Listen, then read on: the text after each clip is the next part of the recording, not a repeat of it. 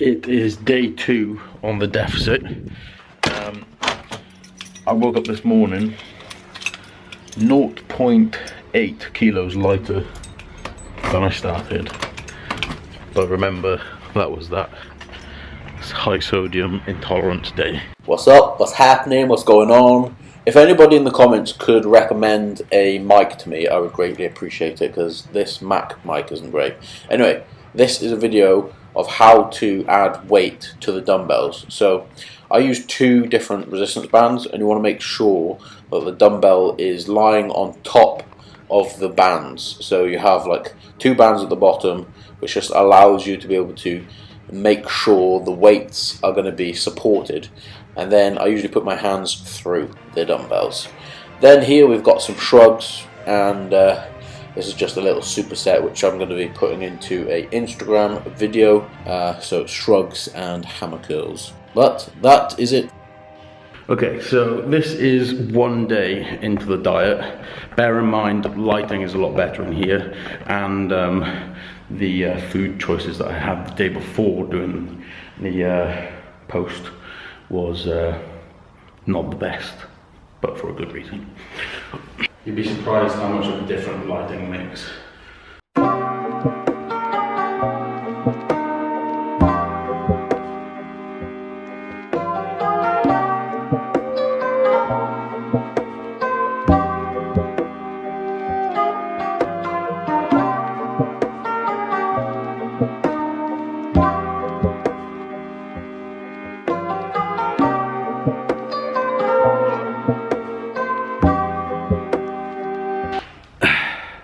And that's the difference, that 1 day of being in the deficit and properly having food that agrees with you.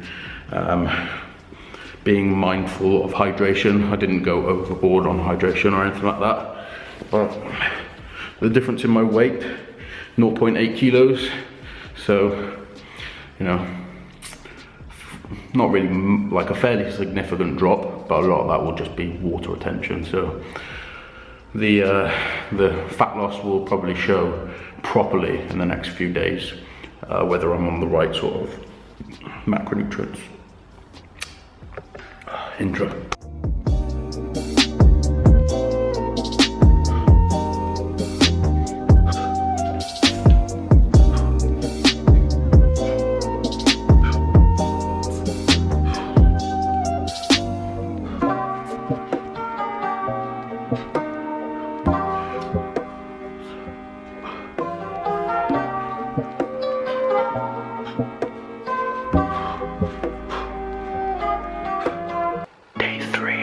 Another 0.2 kilo.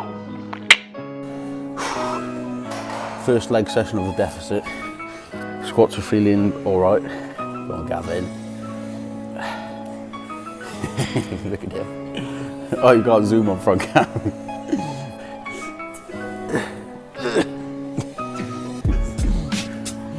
Squats are feeling alright, considering everything.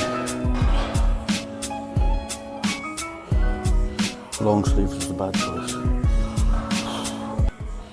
Whew. So it is the afternoon. I did survive the leg session. Thank you for asking. It was brilliant. It was tough, but it was good. And I thought I would talk on a topic that I had DM'd to me. So I'm going to set up the camera so it's a little bit more comfortable. 2 seconds. Okay, so this question came from Rick17 Max. Don't know, M-A-X-T-E-D, and he basically asked about how I got into personal training. So he said, hey man, big fan of your videos, thank you very much. Was wondering if you, or if ya, could make a video sometime about how you got into PTing, any tips. Nearly finished my level 3, well done bro. And would just like some advice and something about getting into the industry. Cheers. Okay, so I first started my personal training qualification when I was in the fire service, so I already had a job, so I already had income, which is something I would probably recommend people do, either that or be doing something like university or school or college or something like that, so you have other forms of income or a loan, just because when you're very first starting off, it can be difficult to, depending on the area that you're in, it can be difficult to find clients, a client base.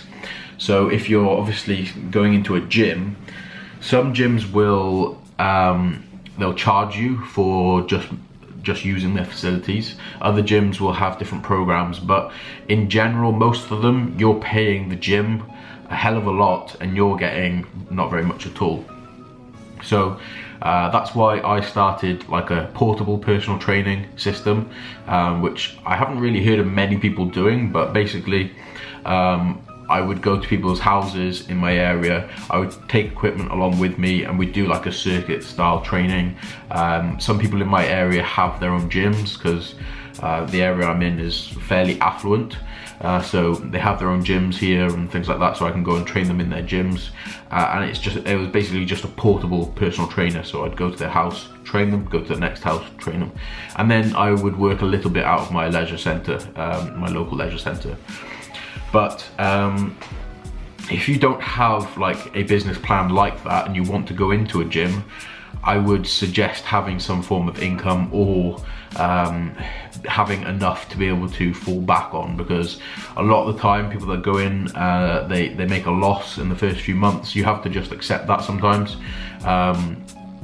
But once you build up that client base, and building that client base is going to be a massive thing for you, try and do things with them, like different incentive schemes with them to be able to like promote you to their friends, etc. You could do like a couples class. That's worked for me quite a lot, is say, okay, you can bring a friend along for free and then they get into their training and you kind of meet people. You have to sell yourself very well and you have to be very open, sociable, and it's a little bit being like a salesman, a friend, a psychologist, a trainer. There's quite a lot that goes into being a personal trainer, which people don't realise. Essentially, your job is basically telling somebody what to do with your knowledge. You're telling people what to train. Give advice on nutrition if you've gone through that in your course. There's also a big thing for the individual yourself. So look at the area around you or the clients that you're with. If you're dealing with a lot of like postnatal, so women that have been pregnant, then go on a postnatal course. Like the courses themselves aren't that expensive. The initial bit you may be a bit like daunted by, maybe about $1,000 or something like that for a course. But once you've got that qualification, you can make that money back. And that's a lot of what you're gonna have to do when you're looking at building a business or becoming a personal trainer, is building your knowledge and then investing into your knowledge further so you can make further return.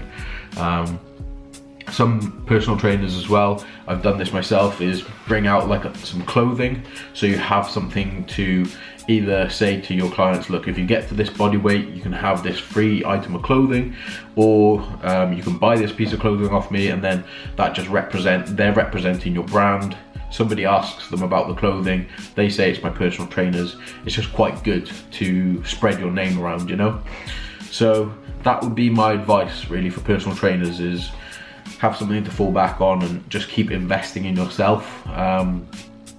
And do things like classes. Classes are the best really money makers for the time that you use. Like if you can get £5 a person doing a class, and you get like 10 people, you're 50 quid for an hour. That's not bad really. A lot of personal trainers, when they first start out, will have lower rates, which is fine, that's understandable. You've got to do that sometimes. and understand like the first few months may be a bit of a grind. You're going to be finding your groove, but once you get there, you'll be good. Charge a little bit less at the beginning, get those transformation pictures, get those testimonies, hold on to those, publish those as much as you can, make people aware of them, and then you can start putting your prices back up. So that would be my advice. And then once you're, I mean, if you look at going into online coaching, which I think a lot of people are nowadays, and I don't blame them. It's, for me anyway, I can get much better results with my online clients because I see everything that they're eating, I see everything that they're training, I can tell them their sleep as well, I see their sleep, I can tell them, look, I want you to eat more, I want you to sleep more, I want you to train more, I want you to train less, I need you to sleep more, I need you to be doing different things. And because you have like all that data there, you can see it and adjust it. But with a one-to-one personal like training session, you see them for the hour, then they go away, they may go and eat shit, they may just not be hitting their protein requirements, so they're not really growing, they may be awful sleep, you know, there's a lot that goes into it. So anyway, I've rambled on long enough. This video was going to be a collection of videos to like round up the first week, but it's kind of a long one now, so I figure I'd just put it all out together. So I hope you enjoyed yet another episode of the fitness model prep. If you've made it this far, like, subscribe, and give me a little comment black phone, don't know, and have a good one. I'll see you in the next one.